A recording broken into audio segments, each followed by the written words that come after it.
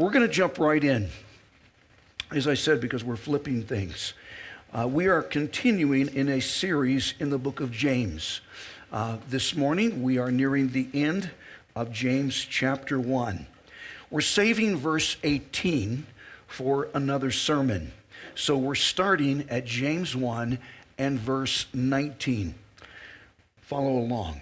So then, my beloved brethren, let every man be swift to hear, slow to speak, slow to wrath. Swift to hear, slow to speak, slow to wrath. Verse 20, for the wrath of man does not produce the righteousness of God. And we're going to break that apart, put it back together, and hopefully it will make sense. I'm not an authority on this morning's subject, but we're going to discuss effective communication. Not public communication, as I'm doing now, but more private, interpersonal communication. James mentions 3 strategic steps that can help us become better person-to-person communicators. Better person-to-person communicators. And so we all need this. And this is going to be a practical sermon. Step 1, be quick to listen. Be quick to listen. Verse 19, one more time, the beginning part. So then, my beloved brethren, let every man and every woman, this is not gender specific, let everyone, notice, be swift to hear. That means we should be anxious to listen in 2 basic areas. 1, we should be anxious to listen to God. 2, we should be anxious to listen to one another. Anxious to listen to God and anxious to listen to one another. Throughout the book of Proverbs, Solomon warns his readers to pay careful attention to listening. Just as an example, Proverbs 1, verse 5. A wise man will hear, meaning listen, and increase learning. Proverbs 1:8. My son, hear or listen to the instruction of your father. Proverbs 1:33, God said, but whoever listens to me will dwell safely. And the verses go on and on. The problem is that although people hear, most people don't actually listen. Some of us have taken a high school and or college speech class, but almost no one has taken a course on how to listen. I found some interesting statistics. It is estimated that 9% of our time is spent writing, and most of that are emails, texting, and other social media platforms. 16% of our time is spent reading, including reading those emails, texts, and other social media platforms. 30% of our time is spent speaking, but 45% of our time is spent listening. So it is imperative that we learn how to be better listeners. None of us are the listeners we should be. Let me mention 5 practical suggestions on how to improve our listening. Suggestion 1 is that we should give the person who is speaking our undivided attention. Give the person we're conversing with our undivided attention. I heard a comedian who once described listening as, quote, composed of the rude interruptions between my explanations. And that's because to some of us, listening is something we have to do, waiting to get another chance to speak. Some people are so intent on wanting to say something themselves, they don't actually listen to what the other person has said. If we want to relate to people, then we should demonstrate a sincere interest in that person and in what he or she wants to communicate. As an example, that means we shouldn't multitask during the conversation. And this happens often. Instead, our entire focus should be on the person we're conversing with. There is a time to multitask. I multitask often. And then there are times to refrain from doing that and just focus on the person we're communicating to. I spoke to someone who had interviewed for a position at an extremely large church. And he told me that the staff person who conducted this interview sat behind his desk, he said across from him. He sat behind his desk and turned 90 degrees from him, away from him. So he's here, the staff person turned 90 degrees facing his computer screen so that he could check on his investment portfolios as he conducted that interview. That body language said to this interviewee, "You're not as important to me as are my own personal interests." It's interesting that man was offered that position, but he declined because he felt that that interviewer's attitude could be characteristic of the staff as a whole, and he didn't want to be a part of that. And I understand. One of the techniques to use to demonstrate a sincere interest in someone is to ask them questions about themselves. And then just listen. Just listen. Because people enjoy talking about themselves. I find people fascinating.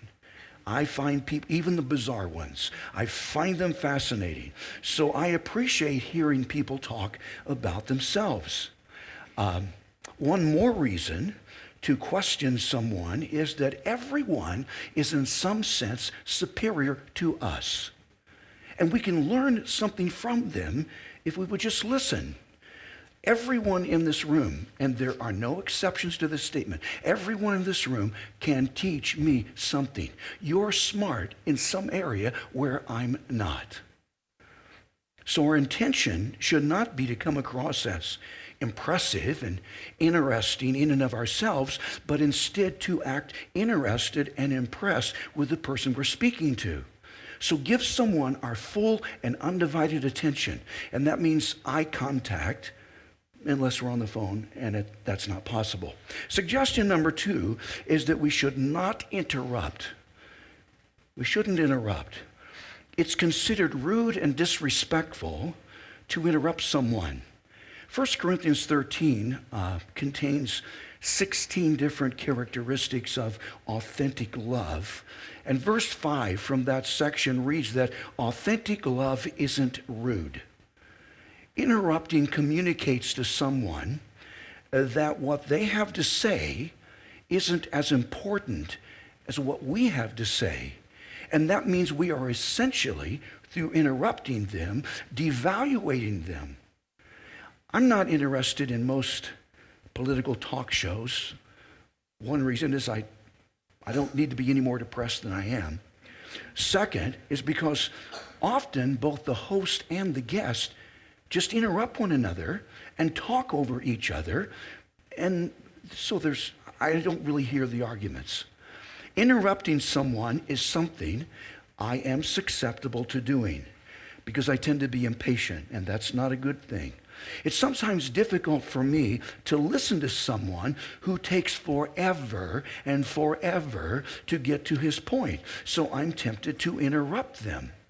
And then to complicate matters, most people speak on average 120 to 150 words per minute, and I'm able to listen and comprehend at 2 to 3 times that rate. And most people are. We listen faster than people talk. So in my impatience, I interrupt them so as to encourage them to get to the bottom line. That's not a good thing. We shouldn't interrupt someone. It's important to permit the other person to speak in entirety and without interruption, so resist that urge. Suggestion number 3 is that we are not to prejudge what is being said. We are not to prejudge what is being said. Proverbs 18, verse 13. This is some wise counsel. Notice, he who answers a matter before he hears it, it is a folly and shame to him. No judge in a courtroom is going to render a verdict before he hears a case in full, because that would be both illogical and illegal. And neither should we render a judgment or a premature conclusion about a matter in the middle of someone's conversation. Because to do that is to take that person's comments out of context, and no one appreciates that. The point is that we should permit someone to speak in their entirety before formulating an opinion. before formulating an opinion about what is being said. Suggestion number 4 is that we are to attempt to understand what is being said. To understand what is being said. Legendary attorney, lecturer, and author Herb Cohen said, quote, "Effective listening requires more than hearing the words transmitted. It demands that you find meaning and understanding in what is being said." Not all churches do what we do. I put together sermon notes for you to take notes on the message and take them home. Some people take them home and put them in a 3-ring binder and are able to collect them. My wife has binder after binder after binder after binder of my sermon notes. Why do I encourage taking notes? Because 90%, unless we write it down, 90% of what we hear is forgotten in 24 hours after we hear it. That means I can spend countless hours preparing sermons and preaching sermons, and then on Monday morning, this entire congregation has forgotten 90% of what I said. That is demoralizing. But the positive part is that we can minimize on the amount of lost material through attempting to understand what is being said.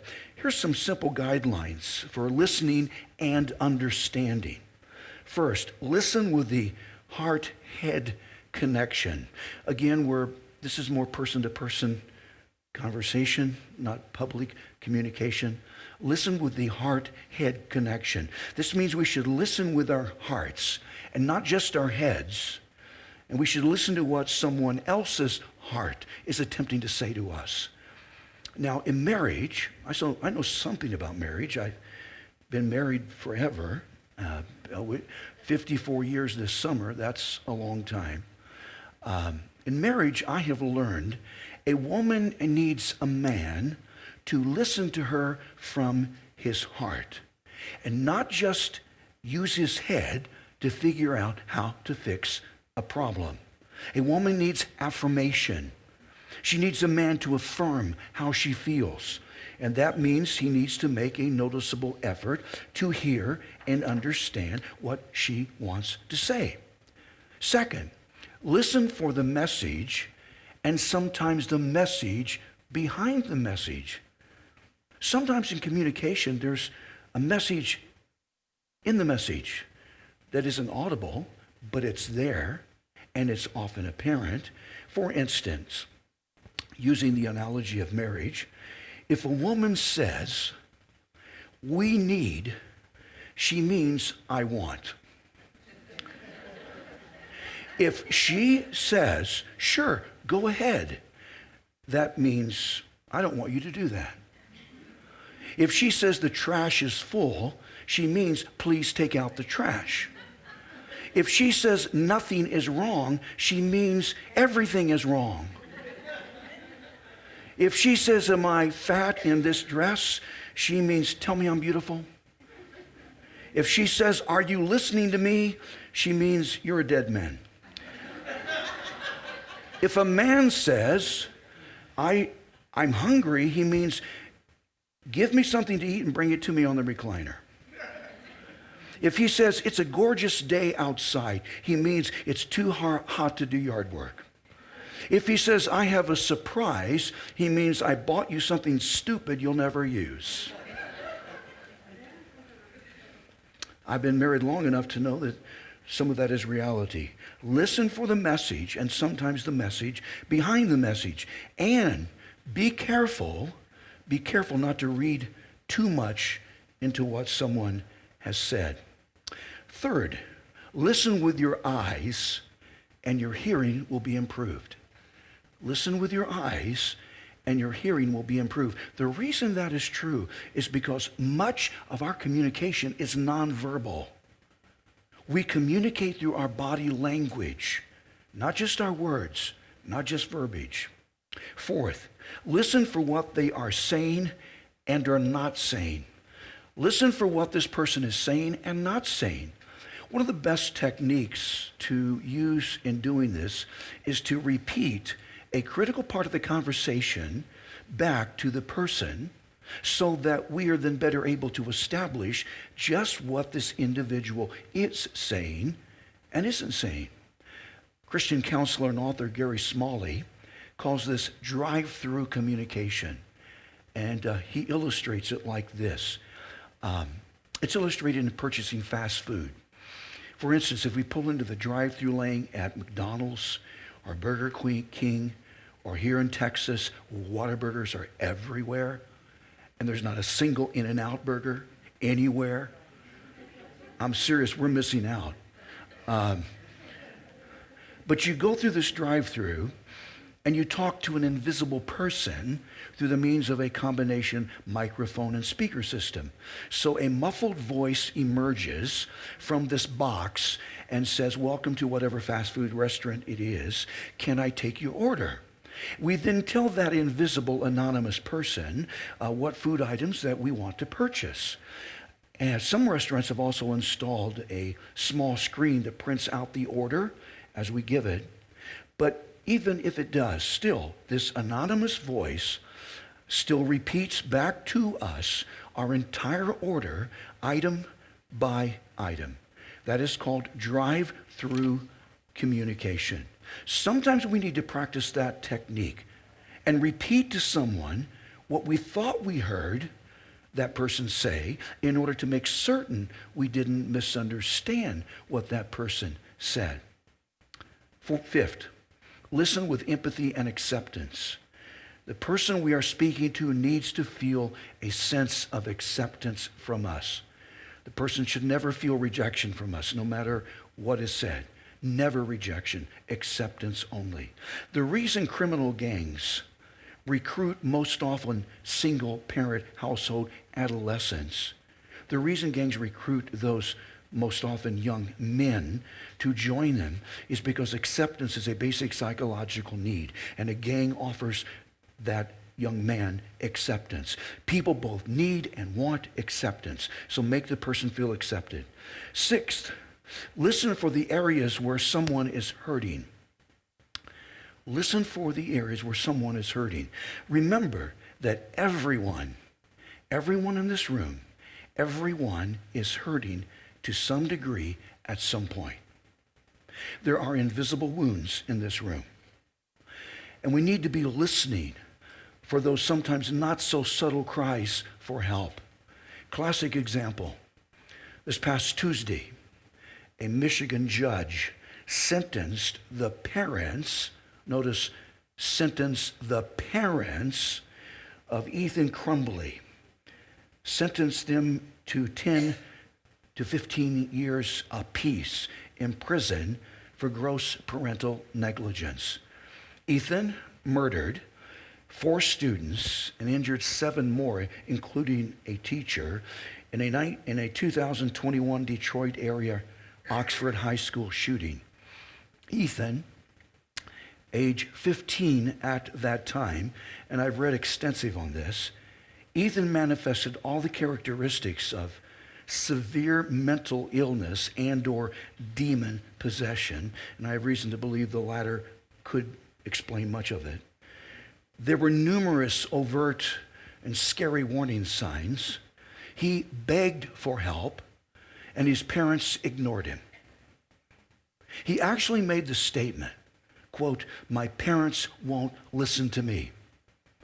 And because of that, a court held his parents partially responsible for his murderous actions, and that was a justifiable verdict. Seventh, listen as we would like to be listened to. Listen as we would like to be listened to. Matthew 7, verse 12. Now, this verse contains the biblical basis to the golden rule. We've all heard of the golden rule. And it's not those that have the gold rule. No, that's not the golden rule. Jesus said, therefore, whatever you want men to do to you, do also to them. That's called common courtesy, people. We are to treat someone as we wish to be treated ourselves. So those are suggestions to help us better understand what is being said. Suggestion number 5 is that we are to remember that listening is more important than speaking. Listening is more important than speaking. Proverbs 2 and verse 2. Incline your ear, notice not your mouth, incline your ear to wisdom, meaning listen to wisdom. Some people I have met are compulsive talkers. You could be one, I don't know. But I've met people who are just compulsive talkers, cannot shut up. I met one of these compulsive talking types once, and he said to me he had been going to a self-help 12-step group for his problem. That group was called On and On and On and On, and that described his problem. But that sort of obsession to speak has some serious self-limitations. If I could start over, I would love to start over life knowing what I know now and start over from the first grade. If I could, I would listen more and talk less. Because we don't learn from talking, we learn from listening. So putting these suggestions together, we should be anxious to listen. Step 2, be slow to speak. James said, let every man, everyone, be swift to hear and slow to speak. One reason James said we are to be slow to speak is so we have enough time to activate our mind before we engage our mouth. Psalm 141, verse 3. Set a guard, O Lord, over my mouth. Keep watch over the door of my lips. In being slow to speak, we should ask ourselves 4 important questions. These are critical questions. Don't miss them. Question 1, we're about to speak. Ask ourselves, is it true? Is it true? Am I about to speak truth? Ephesians 4, verse 25. Therefore, putting away lying, let each one of you speak truth with his neighbor.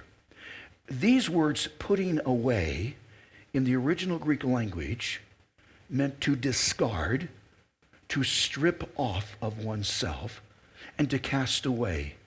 In more modern vernacular, it's the word used to describe someone taking off his dirty clothes, stripping them off of his body, and then throwing those dirty clothes into a laundry hamper. And I do that sometimes. That is precisely the maneuver we are to use in conjunction to something that is a lie. We take off a potential lie, take it off of us, and put it away apart from us. This is one of those put off, put on principles. Put off, put on principles. After putting off a lie, notice we are then to put on the truth. To lie means more than to just tell something that isn't true, something that isn't factual. And if you want an example of a lie, just watch the media.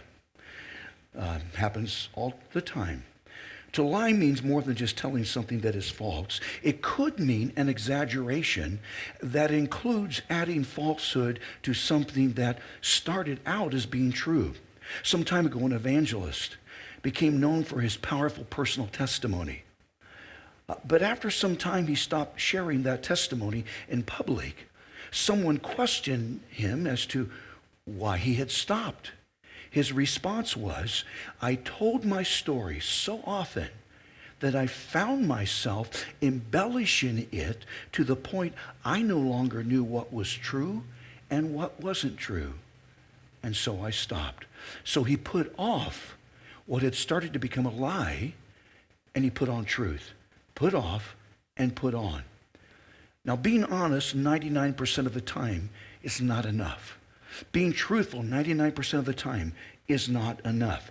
Once someone lies to us, even if it's what seems to them to be about an insignificant issue, once someone lies to us, even about the smallest thing, our human response internally is, and what else does he lie about? And what else does she misrepresent? So this person, even after this small lie, is literally going to have to re-earn our trust. Our 3 sons, we have 3 adult sons. Our 3 sons knew that one of the worst possible crimes someone could possibly commit at our house was to lie to me. I cannot count the times I said to my son, don't lie to me. Tell me the truth. Don't lie to me. A second question we must ask if we're about to speak, is it loving? Is it loving? Ephesians 4 verse 15 reads, speaking the truth, doesn't stop there, speaking the truth in love. Question, how do we know if we're speaking to someone in love? Answer some questions. Are we attacking the problem or attacking the person? Are we doing this to tell them off? Who are we benefiting in saying this? Ourselves or the person we're addressing? Are the words we're using kind and tactful words? Do we want to see a change in this person just so things can be easier for us? Or do we take ourselves out of the equation altogether and want this change so this person might become what he or she should be? And get this, if we speak to someone in love, then we can make a point without making an enemy. Third, is it necessary? Is it necessary? 1 Peter 4 verse 8 reads, and above all things, have fervent love for one another. For love will cover meaning conceal, hide, a multitude of sins. It should also be said that although we are to tell the truth, telling the truth does not necessarily mean we have to divulge everything that we know about that situation. There are certain legitimate secrets and items of confidentiality that we should not disclose to anyone. One commentator said, truthfulness does not demand our telling everything we know with no regard for its impact. Now, as a pastor, I have counseled for decades, and people have just come in to see me and just dumped all of their problems on the desk and have regurgitated all sorts of sinful things that have happened to them, and I've heard just about everything. And so I'm aware of certain specifics related to bad and shameful things people have done that are private matters that these persons have repented from, are ashamed of, and have been forgiven from. And I admit that sometimes I'm susceptible to talking too much. I admit that, but I never divulge those confidential matters to anyone, and I intend to take those confidential matters to the grave. Hope he doesn't know about them. Never share them with another person, because it's not necessary to share them. It would not contribute to any useful purpose to share them, and it could be extremely harmful. 1 Corinthians 13:7, from that same section on authentic love, reads that love bears all things. In the original Greek language, this phrase, bears all things, primarily means to cover with silence or to suppress. This means love out of respect and regard for the real value of someone else will do everything it can to cover up and suppress the ugly sins of that person. Now, that doesn't mean we shouldn't confront someone about a confrontable sin, because we should. But we should limit the number of people that we let know about that sin. That number of people should be as small as possible. I have a rule. If a person is not a part of the problem, and the problem could be sin, or if that person is not a part of the potential solution to that problem, then that person doesn't need to know about that problem. And to share that problem with that person is probably gossip. So if they're not a part of the problem or not a part of the solution to the problem, then don't say anything. Genuine love for someone is reluctant to drag a scandal out in front of others. Unlike the media, It seems the media has a relentless determination to uncover skeletons hiding in the closets of anyone of importance. Evidence of that, this is an election season. Notice that between now and November, each political party is going to go to extreme measures to find dirt on the opposing candidate, and the press is going to be more than anxious to publish those filthy findings. It happens all the time. That's because the media doesn't care about people. The media cares about profit. But if we love someone, we aren't going to hang their dirty laundry out for everyone else to see. So before we say something, and I'm guilty of not doing this, before we say something, consider the question, is this really necessary? Should I say this? So, is it true? Is it loving? Is it necessary? And a fourth question, if we're about to speak, is it the right time? Is it the right time? Ecclesiastes 3, verse 1 and 7. To everything there is a season, a time for every purpose under heaven. Notice, a time to keep silent and a time to speak. That's a famous text. Those words from that text have been put to music. A group called the Byrds actually sang that song. Proverbs 15, verse 23. A word spoken in due season, meaning a word spoken at the right time, how good it is. It is critical we say what needs to be said, but say it at the moment it needs to be said and not at another inappropriate time. I'm going to share something. It's personal. It happened not here, at an earlier pastorate. Someone at an earlier congregation spoke to me about a serious problem that I needed to be made aware of. But it was announced to me just minutes before the service started. It was a total distraction from that point on. There was nothing that could be done about that problem at that moment. And hearing about that problem was so upsetting to me that it preoccupied me throughout the entire service, and it made preaching extremely difficult. Difficult because I couldn't put that thought and that problem out of my mind. What was said needed to be said, but it did not need to be said at that particular time. After the service would have been much more appropriate. But this person wasn't thinking. On Sunday mornings before the service, I'm focused on the service. So if you have something, if the building's on fire, tell me. Okay, I need to know. But if it doesn't relate to the service, save it for after the service. Because I can get completely derailed. And I think most men would agree to that. Some time ago, Hopi mentioned to me an acronym I had never heard before. It seems that there is a masculine disorder called UMS. UMS means ugly mood syndrome.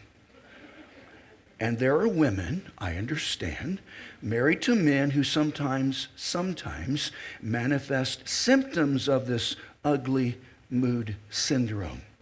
Now, ladies, just some counsel. I recommend that you do not start a conversation with someone who is demonstrating symptoms of ugly mood syndrome. It will not be a productive thing to do. Wait for another time. Timing is critical. So before we speak, we should ask and then answer the question, is this the right and appropriate time? Step 3. Step 3. We are to be anxious to listen and slow to speak. Step 3, be slow to become angry. Be slow to become angry. Verse 19 continues, let every man be swift to hear, slow to speak, and slow to wrath. Wrath is a form of anger, a more intense form of escalated anger. This sentence is essentially the same as 1 Corinthians 13:5, where it reads that love is not provoked. This word provoked means a sudden outburst of anger. So a love for someone does not manifest itself in a sudden outburst of anger. I've been guilty of that. Most people have. Someone who is manifesting biblical love is slow to become angry at anyone. He has a long fuse, not a short fuse. One of the tendencies some of us have when someone disagrees with us about something we're passionate about, and now during this season it's often politics, one of the tendencies we have is to become impatient and angry with that person who doesn't share our opinion. But at the moment that happens, communication breaks down and misunderstandings set in. And as a result, we stop listening to one another. And instead of being slow to speak, we start saying impulsive and irresponsible things that we haven't thought through and that we would regret after. Before long, our emotions have taken over and we aren't communicating anymore. But if we are able to resist the urge to be angry, then those intense emotions are dissipated.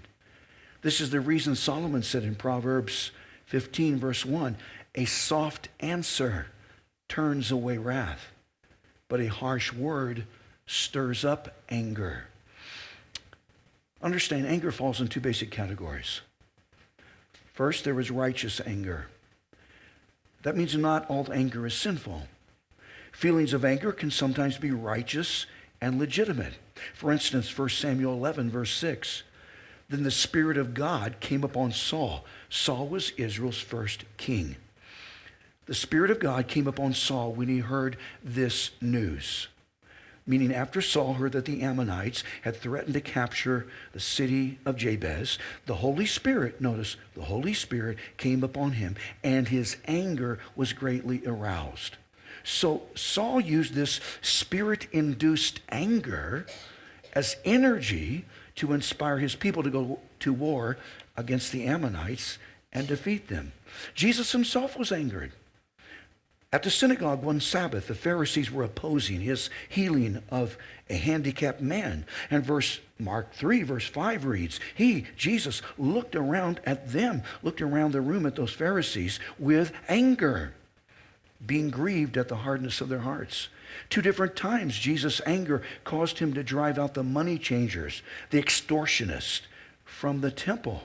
So there is a justifiable, legitimate form of anger that theologians call a righteous anger or a righteous indignation. Righteous anger is being angered at that which God himself is angered at. Second, though, there is unrighteous anger. Unrighteous anger is anger for self-centered reasons. It is an unrighteous and unacceptable form of anger.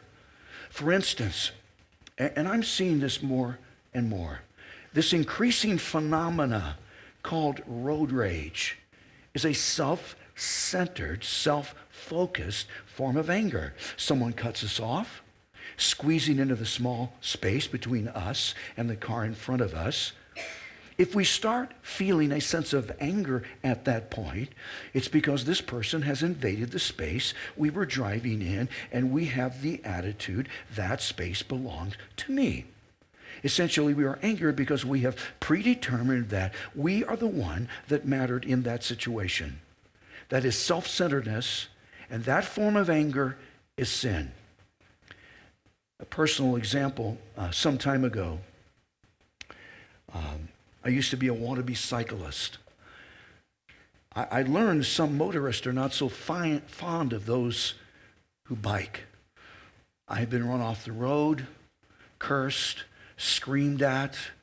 It had been the object of someone's obscene gesture, which I interpreted as someone just sharing with me the numerical equivalent of his single-digit intelligence quotient. But one time I was coming back from a modest ride, and a car pulled up right beside me. The occupant on the passenger side rolled down the window and told me to get into the bike lane, which, if he had bothered to notice, did not exist on that particular stretch of road.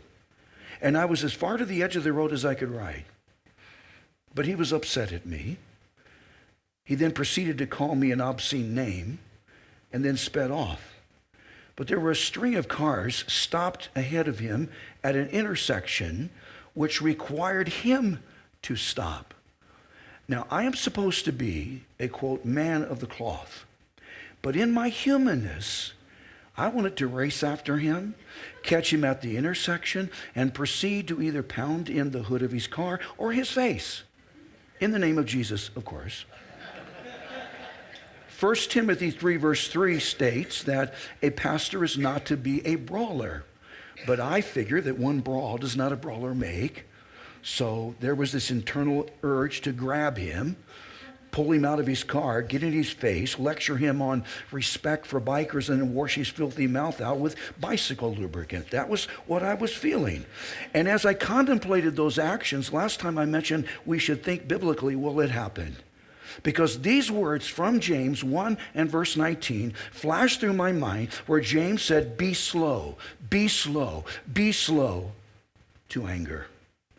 At that moment, I perceived that God had allowed this altercation so as to give me an opportunity to practice what I preach. So I canceled my retaliation plans and I went home. Proverbs 14, verse 17. A quick-tempered man, not someone slow to anger, a quick-tempered man. He has a short fuse. He acts foolishly. How often does that happen? Proverbs 29, verse 22. An angry man stirs up strife, and a furious man abounds in transgression. Paraphrased as, an angry man starts fights, and a hothead sins a lot. I've never presented a congregation a riddle before. I'm going to present a riddle right here. Now let's see how sharp you are. Let's see if you get it. You probably won't think of the answer, but if you do, after I tell you the answer, let's see if you understand the answer in the riddle. The riddle is, what's the one thing you can't get rid of if you lose it? What is the one thing you can't get rid of if you lose it? The answer? Your temper. Now, about 3 this afternoon, it's going to hit you.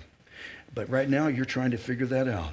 What's the one thing you can't get rid of if you lose it? Your temper. This congregation needs help. Okay. Verse 20. Verse 20. For the wrath of man, this is an extension of verse 19, and especially the anger part. For the anger or wrath of man does not produce the righteousness of God. Meaning human unrighteous anger doesn't produce the practical righteousness that God requires from us. It doesn't. This is the essence of what James has said about anger. James said that we are to be slow to be angered, period.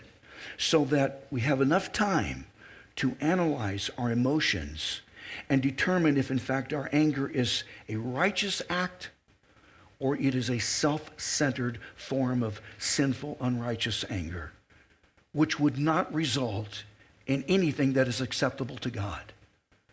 The fact of the matter is that unjustifiable anger is not only unacceptable, it is counterproductive. The classic example of that, O.J. Simpson died this past Thursday. And most people are convinced that he was guilty of murdering in cold blood his former mate, Nicole Brown Simpson, and her friend Ron Goldman. It's interesting that a court on earth acquitted him, but heaven's court found him guilty. I have no evidence that he ever admitted his sin and crime, no evidence he ever repented from that. No evidence that he ever begged for forgiveness from God and received his son Jesus. I have no confidence that O.J. Simpson is in heaven today. Not at all. But it happened because of O.J.'s uncontrollable, outrageous, unrighteous anger. Here's an interesting analogy. When Steve Tran from Westminster, California, closed the door on 25 activated bug bombs, he thought he had seen the last of the cockroaches that had shared his apartment. 25 activated bug bombs. But once the spray reached the pilot light of the stove, It ignited, blasted out all of his windows, and set his furniture on fire. He said, I really wanted to kill all of them. I just thought if I used a lot more, it would last longer. According to the label, just 2 canisters, not 25 canisters of the fumigant, just 2 canisters would have solved Steve's roach problem. Instead, the blast caused more than $10,000 damage to the apartment building. Now, that's similar to the devastation and damage that anger can cause someone. I was curious about the end of that. What happened to all those cockroaches? Steve Tran said by Sunday, I saw them walking around again. 3 basic rules for effective communication. Don't forget them. Remember them. Be quick to listen. Be slow to speak. And be slow to be angered. It's that simple. Let's bow our heads. Father, thank you for this practical lesson we've learned from James. I pray, God, that we will take this to heart. These are 3 simple steps. All of us need to practice these steps. None of us have this down, including me. I fumble the ball so often on each of these 3 steps. So God, help us to learn from this. Help us to put this into practice and to become a better person, the person that you want for us to be. And I thank you. In Jesus' name, amen. Amen.